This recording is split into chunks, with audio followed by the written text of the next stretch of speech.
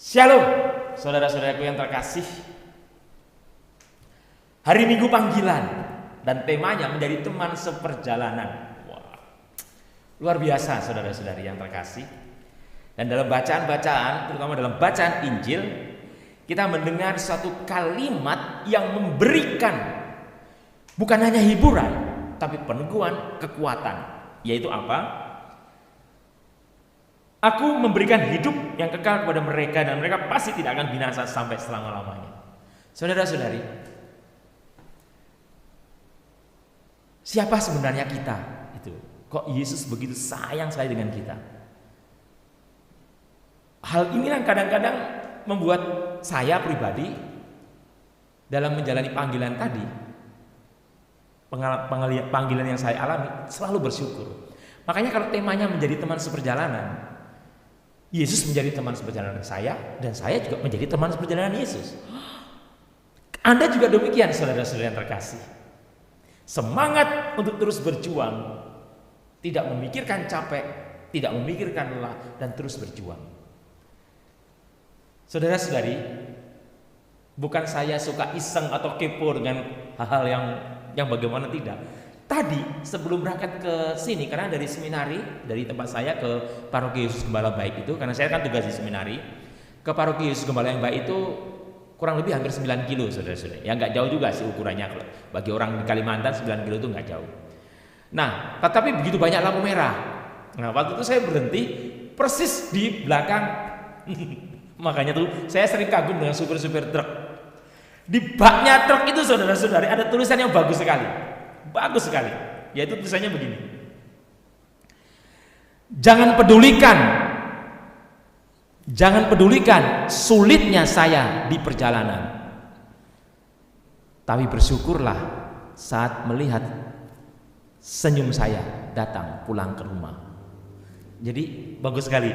Jangan pedulikan sulitnya saya di perjalanan, tapi bersyukurlah saat bertemu saya, saat melihat senyum saya pulang kembali ke rumah. Saudara-saudara yang terkasih, itu gambaran cerita seorang suami yang bekerja dengan keras. Udahlah, istri itu nggak usah repot memikirkan sakitnya, susahnya suami kerja. Yang penting pada saat pulang suaminya tersenyum, gitu loh. Itu bagus sekali saudara-saudari. Sama dengan kami para Romo gitu loh. Anda mungkin berpikir, wah Romo lulus begini, Romo paroki anak Romo. Tenang aja saudara-saudari. Kami tetap berusaha untuk tersenyum saudara-saudara. Tersenyum. Artinya apa? Ya kita tersenyum karena menjalankan sesuatu yang indah. Karena mengikuti panggilan Tuhan itu indah, bro, sis, opa, oma. Romo ini yang benar. Iya saudara-saudara yang terkasih. Kan berkali-kali saya selalu bilang, ini kan soal cara pandang, soal mindset, soal kerangka berpikir. Kalau Anda melihat itu susah, susah. Kalau Anda melihat enak, enak. Kalau Anda melihat itu indah, indah. Anda melihat gelap, gelap. Tergantung Anda memandang situasi persoalan hidup itu. Makanya saya sangat terhibur dengan kata-kata, domba-dombaku mendengarkan suaraku, aku mengenal mereka dan mereka mengikuti aku. Dengarkan suara Tuhan. Makanya kan, dengar dia panggil nama saya, dengar dia panggil namamu, namaku semua. Saudara-saudari, Tuhan itu memanggil kita. Seperti Samuel, atau Musa dipanggil Tuhan, atau Yeremia, atau Yesaya, atau nabi-nabi. Anda pun dipanggil Tuhan, saudara-saudara. Dipanggil Tuhan bukan berarti mati, saudara-saudara. Dipanggil, karena dipanggil, Romo, saya takut dipanggil Tuhan. Karena apa? Mati. Ya bukan itu saudara-saudara terkasih. Dipanggil itu artinya dipanggil untuk menjadi teman seperjalanan Tuhan, seproyek dengan Tuhan. Kalau bahasanya orang sekarang itu proyek, saudara-saudari. Tuhan itu punya proyek loh, karya keselamatan manusia. Dan Anda dan saya dipanggil untuk ikut dalam proyek. Bayarannya apa Romo? Tinggi bayarannya, nggak ternilai di surga. Aduh Romo nggak sabar nunggunya. Ya kalau pengen cepat mati, saudara-saudara yang terkasih. Nah saudara-saudara yang terkasih, inilah indahnya hidup. Yaitu pada saat kita menyadari panggilan hidup kita, yaitu apa? Menjadi teman seperjalanan Tuhan. Wah saudara-saudari, saya kalau ingat sekian tahun yang lalu, awal-awal saya masuk seminari, saudara-saudari, saya rasanya, aduh Tuhan, kok bisa saya yang terpilih dari paroki saya, karena paroki saya termasuk paroki di Purworejo sana itu pencetak para seminari juga, 7 sama-sama dengan saya, dan yang 6 ini mungkin teman-teman saya mungkin ikut, saya nggak ngerti, 6 ini, aduh Tuhanku dan Allahku, ya Miss Dinar lah, ya OMK yang rajin, pokoknya termasuk aset gereja, saudara-saudari. Sedangkan saya enggak, saya ini termasuk, makanya jujur, mohon maaf ini sekaligus buka rahasia ya, saudara-saudari, I love you full. Saya buka rahasia sedikit. Saya dulu waktu kecil nggak aktif, nakal, saudara-saudari. Ini beberapa ada yang mengikuti misa saya tahu, karena penggemar salah satu ikut misa saya itu teman-teman saya, tahu yang namanya Lulus Widodo itu bagaimana. Hello. Makanya saya itu malu kalau jadi, jadi saudara-saudara yang terkasih, saya nggak rajin, ya. Nggak pernah jadi Miss Dinar, bukan anak OMK yang rajin. Saya itu rajin-rajin akhir-akhir saja. Itu pun gara-gara pastor parokinya mencari saya ke rumah saya. Gimana tuh si Lulus itu? Pak, kok anaknya nggak pernah kelihatan? Iya, saya susah itu, anak saya itu kemana-mana terus. Jadi akhirnya suatu hari saya dijebak, saudara-saudari, untuk datang ke gereja, untuk mau ke gereja. Anda baru tahu kan? Nanti Anda, ternyata Roh Mulus begitu. Apa boleh buat, saudara-saudara yang terkasih? Saya kan nggak bisa menghindari masa lalu saya, begitu. Tapi terbukti yang penting sekarang, jadi Romo. Nah, apa yang terjadi, saudara-saudara yang terkasih? Apa yang terjadi? Dijebak saya ini. Dijebak oleh siapa? Oleh pastor paroki. Dibilangnya katanya ada acara makan-makan, pokoknya gini-gini. Ikutlah saya. Ternyata apa, saudara-saudari? Di situ ada pendaftaran ikut retret orang muda. Ya, pokoknya udah dibayar, ikut aja lah. Ikut yuk. Kenapa nih ada satu mengundurkan diri? Nggak tahu bohong atau tidak. Ikut, pokoknya akunya ikut. Ternyata itu retret panggilan. Dan apa yang terjadi, saudara-saudari? Terjebaklah saya di dalam suasana panggilan pada saat itu. Akhirnya ya, karena pastor paroki, pastor pemberi retretnya, pastor Charlie Omi mungkin ada yang kenal, itu begitu luar biasa memberi retret. Sehingga akhirnya tergeraklah saya, nangis-nangis macam-macam. Akhirnya besoknya intar tuh pastor paroki saya itu, Romo Hadi MSC, mungkin ada yang kenal. Langsung saya besoknya itu setelah retret diajak main ke Mertoyudan Magelang. Dan luar biasanya di situ ada lapangan basket, saya suka main basket, ada lapangan bola, saya suka bola. Terus ada ekstrakurikuler silat, saya suka main silat dan lain sebagainya. Akhirnya tertariklah saya ke situ. Akhirnya mendaftarlah saya ke seminari bersama 6 teman saya yang setengah kudus itu. Setengah kudus, saudara-saudari, mereka itu begini kepalanya, ada yang miring dikit. Kalau saya begini kepalanya, nggak jelas, saudara-saudara. Dan apa yang terjadi? Pertama kali daftar, para panitianya yang dari para seminaris lama itu lihat saya aja, kok gini kok mau jadi Romo? Begitu saya dibully, tampak nggak meyakinkan, memang nggak meyakinkan saya ini. Pokoknya nggak jelas, saudara-saudari. Anda tahu di tes, saya baru dibongkar rahasia. Ternyata semuanya itu jelek nilainya. Hanya satu yang bagus. Tes IQ. Cerdas ternyata. Yang lain jeleknya karena saya asal kerja saja. Nah, itu yang membuat saya akhirnya diterima. Yang lain gampang bisa dipelajari kata romonya. Dan puji Tuhan, sampai sekarang.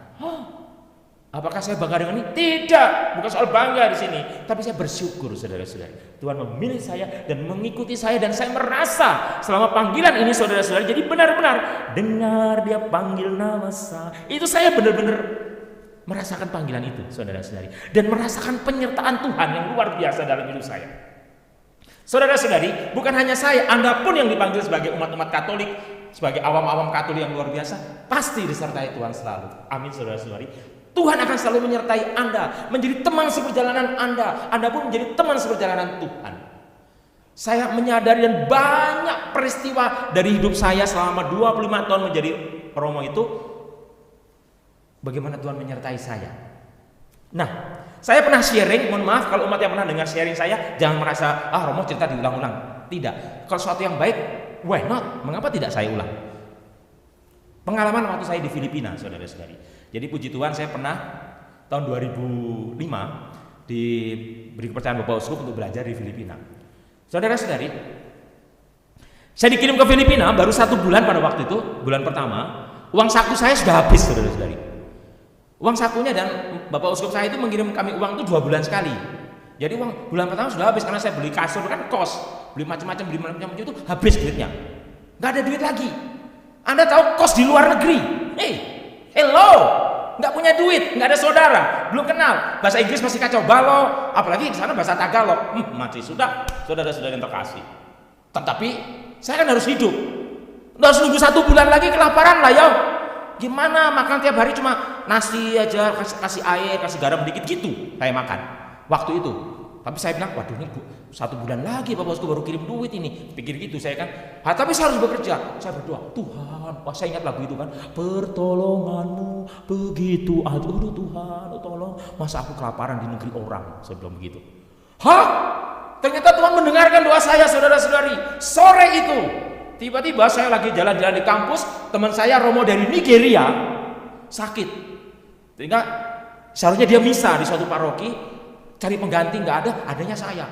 Saya ditawari, oke, barang baru 1 bulan, belum pernah bisa bahasa Inggris, hanya bisa jadi umat saja. Berangkat saya, berangkat bodoh amat, nekat, langsung dijemput, ketemu pastor paroki. Apa bilangnya? Kalau bahasa Inggris kan masih yakin lah, bisa bahasa Inggris. Tetapi tiba-tiba pastor paroki bilang begini, excuse me father, mass in Tagalog. Misanya dalam bahasa Tagalog. Saudara-saudari, 1 kata pun saya tidak tahu bahasa Tagalog itu. Baru 1 bulan di Filipina. Dan misa bahasa Tagalog. Aduh, saudara-saudari, kalau saya mengatakan nggak bisa, kan rencananya memang motivasinya waktu itu cari duit untuk misa, untuk supaya bisa hidup. Ya kan motivasinya. Romo kok begitu? Saya harus jujur dengan Anda kan. Ini kan bisa. Jadi saya jujur dengan Anda pada waktu itu, kalau bisa mendapat uang untuk bisa meneruskan hidup gitu loh. Nah, saudara-saudara, misa dalam bahasa Tagalog. Tapi kalau saya mengatakan tidak siap, hilangkan kesempatan. Oke, saya siap, I'm ready Father. Saya bilang siap. Nah, apa yang terjadi? Pastor itu pergi, saya panggil posternya untuk jangan kemana-mana. Pokoknya saya minta tolong dia. Oke. Nah, misa toh kan bahasa Tagalog kan pronunciasinya mirip-mirip Indonesia lah, nggak masalah. Baca lancar, tinggal baca aja. Khotbah boleh dalam bahasa Inggris. Khotbah ya langsung aja, langsung aja. Ngerti nggak ngerti ya saya khotbah bahasa Inggris. Apa yang terjadi, saudara-saudari? Masalah timbul pada saat doa syukur agung, saudara-saudari yang terkasih. Doa syukur agung itu kan panjang. Lah saya pegang begini, saudara-saudari. Nah, ini saya jujur aja cerita di depan Anda, ini YouTube ada rekamannya. Saya cerita jujur penyertaan Tuhan yang luar biasa. Begini, saudara-saudara, saya tidak sadar di sebelah saya kipas angin, saudara-saudari. Itu namanya buku masih doa syukur agung, hampir konsekrasi, terbalik, saudara-saudari. Dan saya nggak tahu kapan gimana kembalinya, saudara-saudari. Nah, ini kalau kembali tiba-tiba Bapak kami, anak domba Allah bagaimana? Kan umat tahu. Orang Filipina tahu, saudara-saudari yang terkasih. Ini kalau saya sampai salah baca, menjadi skandal yang besar, bisa sampai Vatikan, saudara-saudari yang terkasih. Waduh, bisa dideportasi saya. Filipina kan negara Katolik. Nah, apa yang terjadi, saudara-saudari? Stres saya, saudara-saudari. Ini di gereja, di sana tuh misa 1000 lebih, meskipun parokinya kecil, karena mayoritas Katolik. Saudara-saudari, disitulah saya menyadari kelemahan, mohon maaf, kebodohan saya, kenekatan saya. Hanya demi untuk menyambung hidup, saudara-saudari. Saya nekat. Emang Romulus itu nekatnya luar biasa, saudara-saudara. Nah, saya bingung, saudara-saudara. Saya hanya mengatakan, Tuhan tolong anakmu ini. Tuhan tolong anakmu ini. Tuhan tolonglah aku. Anda tahu, saudara-saudari, terjadi mujizat luar biasa, saudara-saudari. Nggak sengaja saya mengangkat tangan begini. Mengangkat tangan begini, saking takutnya, saking bingungnya. Kan nggak mungkin saya panggil kosternya tadi, pembantunya tadi, sini-sini. Kan lagi misa konsekrasi. Kok panggil-panggil orang? Nggak sopan, saudara-saudari. Tetapi pada saat saya itu di gereja, di altar tuh saya mengangkat tangan begini, saudara-saudari, karena bingung, takut keringat sejagung-jagung keluar. Apa yang terjadi? Seluruh gereja berlutut, saudara-saudari. Mungkin mereka merasakan mengalami penampakan atau apa, saya nggak ngerti. Pada saat mengangkat, semua satu gereja berlutut. Dan saya melihat, waduh, kok semua berlutut, nggak lihat saya. Saya panggil kosternya, sampai mana tadi, saudara-saudari? Gitu. Sampai mana misanya tadi? Terus lancar misa sampai selesai. Dan setelah habis peristiwa itu, semua umat memandang saya begini semua. Begitu takut, takjub dengan saya. Nah, saudara-saudari, apakah itu kekuatan Lulus Widodo? Tidak, saudara-saudari. Bukan kekuatan saya, tapi Tuhan yang bersama saya. Tuhan menjadi teman seperjalanan saya, dan peristiwa ini luar biasa. Dan Anda tahu apa yang terjadi? Umat tidak langsung pulang. Biasanya orang Filipina itu habis komuni pada pulang, saudara-saudari. Mereka tuh begitu kalau misal. Tidak ada yang pulang, nunggu saya. Bless Father, minta berkat. Jadi saya seperti Paus Fransiskus itu berjalan memberi berkat. Oh, begitu. Padahal pengen cepet-cepet sampai pastoran, saudara-saudari. Ya grobios keringat, saudara-saudari. Nah, inilah pengalaman saya, bagaimana Tuhan menyertai saya, dan masih banyak peristiwa waktu saya di pedalaman dan lain sebagainya. Mengapa saya ceritakan di hari Minggu panggilan ini? Saudara-saudari, jangan berpikir entah bagaimana apa yang terjadi di depan Anda pada saat Anda menjalani panggilan Tuhan, entah sebagai pastor, suster, bruder, frater, sebagai umat, aktivis Katolik. Jangan berpikir bagaimana nanti, tetapi tenang saja, Tuhan menyertai Anda. Tuhan menyertai saya dan saya mengalaminya. Tuhan tidak akan permalukan anaknya. Tuhan akan menyertai saudara-saudari, dan itu terjadi pada diri saya. Siapakah aku ini, Tuhan? Makanya saya kalau menyanyi, siapakah aku ini, Tuhan? Siapakah saya ini? Tapi Tuhan menyertai saya begitu indah. Menyertai saya, betul-betul melindungi saya. Jangan sampai terjadi sesuatu yang luar biasa. Dan terjadilah seperti yang saya katakan tadi. Saya cuma mengangkat tangan ini, satu gereja berlutut, saudara-saudari, berlutut, dan yang saya heran tidak berani memandang saya. Seperti ada cahaya yang kuat sekali. Waktu itu saya tanya, kan setelah beberapa hari saya tanya kepada beberapa umat, tapi ya dalam bahasa Inggris, karena Tagalog saya masih harus belajar terus. Saya bertanya pada mereka, mengapa mereka pada berlutut? Saya tanya. Mereka mengatakan ada suatu cahaya yang luar biasa begitu. Jadi mereka semua berlutut.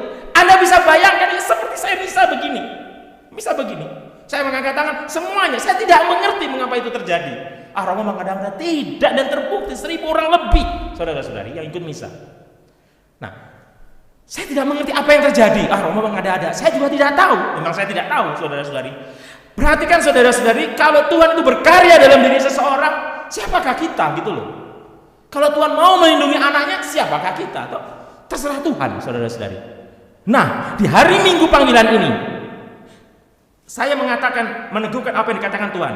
Aku mengenal mereka dan mereka mengikuti aku. Aku memberikan hidup yang kekal pada mereka, dan mereka pasti tidak akan binasa sampai selama-lamanya. Dan seorang pun tidak akan merebut mereka dari tanganku. Saudara-saudari, Tuhan bersama dengan saya. Amin, saudara-saudari. Tuhan bersama dengan Anda. Tuhan bersama dengan keluarga Anda. Yang diminta Tuhan kepada Anda, saya percaya, trust. Yesus kau andalanku. Pegang itu dalam hidup Anda. Saudara-saudari yang terkasih, berkali-kali saya selalu mengatakan, jangan takut dengan penderitaan. Kalaupun saya harus menderita, berarti Tuhan memberikan izin kepada saya untuk saya menempa fisik mental saya.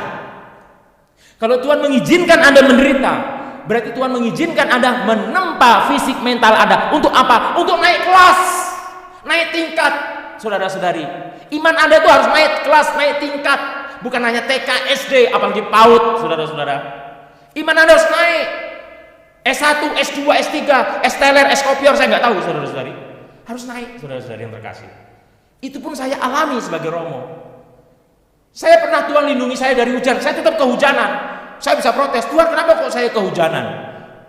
Karena mungkin bagi Tuhan, hujan itu bagus untuk kamu. Tuhan kenapa aku jatuh? Jatuh itu bagus untuk kamu supaya nggak ngebut. Karena kalau lebih ngebut lagi bisa jatuh, kepalanya yang pecah, saudara-saudari. Jadi artinya, kadang-kadang kita mengalami sakit sedikit, derita, itu perlu untuk Anda, perlu untuk saya. Amin, saudara-saudari. Tetapi di saat-saat yang membuat Anda bisa binasa, di saat-saat sangat berbahaya, Tuhan tidak akan tinggalkan Anda, tinggalkan saya. Amin, saudara-saudari. Tidak akan. Dalam saat bahaya yang luar biasa, yang bisa mempermalukan Anda, tidak akan ditinggalkan. Terbukti kalau saya waktu itu salah membaca satu kalimat saja. Saudara-saudara yang terkasih, saya salah membaca satu kalimat saja.